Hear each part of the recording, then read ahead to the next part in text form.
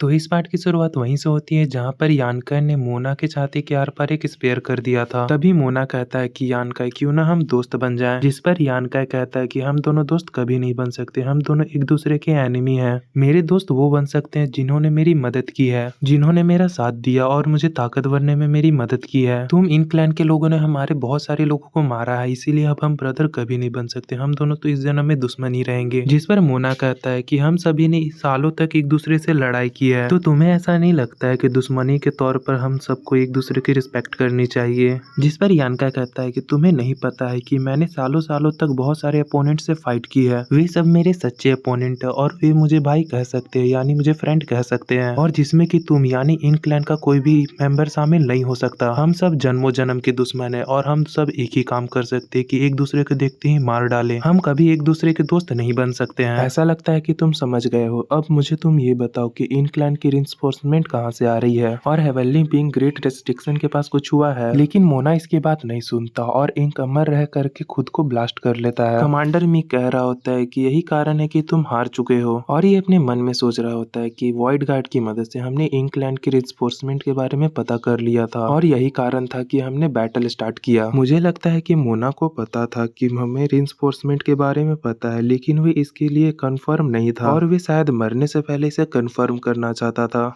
इससे कोई फर्क नहीं पड़ता कि अगर मैं उसे इसका आंसर बता दूं, क्योंकि मरने वाले पर्सन को आखिर इसका आंसर जानकर क्या ही कर लेंगे, और उसे तो पता ही नहीं था कि उस वक्त हम एक्टिंग कर रहे हैं, कि रिइंफोर्समेंट के बारे में हमें पता ही नहीं है। तभी यानका सोच रहा होता है कि इंक नेक्स्ट की मदद से नो रिटर्न पास की सिचुएशन उन्हें पता चल गई होगी, और उन्हें पता चल गया होगा कि उनके बारे में सबको पता चल गया है और इंक जायंट गॉड मारा जा चुका है। और इसके बाद रिइंफोर्समेंट के पास सिर्फ दो ही चीजें चूज करने के लिए। पहला ये है कि वे जल्दी से अटैक करने के लिए नो रिटर्न पास की तरफ भागेंगे, होप करते हुए कि उनके पहुंचने से पहले बैटल ना खत्म हो जाए। ऐसा करने से वे इंकलैंड की मदद कर सकते हैं और सिचुएशन चेंज कर सकते हैं। और दूसरा ये कि वे ट्रैप सेट करेंगे और वेट करेंगे ताकि ह्यूमन रेस की आर्मी उसमें फंस जाए, ताकि वे ह्यूमन रेस को एक बहुत ही बड़ा झटका दे सके और उसकी आधी या कुछ आर्मी को एक ही बार में खत्म कर सके। तभी कमांडर मी यानकाई को कहता है कि तुम क्या सोच रहे हो, अभी तुम्हें अपनी हीलिंग पे ध्यान देना चाहिए ताकि तुम दूसरे इंक जायंट स्पिरिट गॉड को मारने में हमारी मदद कर सको। तुम्हें अभी आराम करना चाहिए और बाकी सबकी चिंता मत करो, तुमने अपनी ओर से काफी अच्छा किया है। जिस पर यानकाई कहता है कि हाँ ठीक है।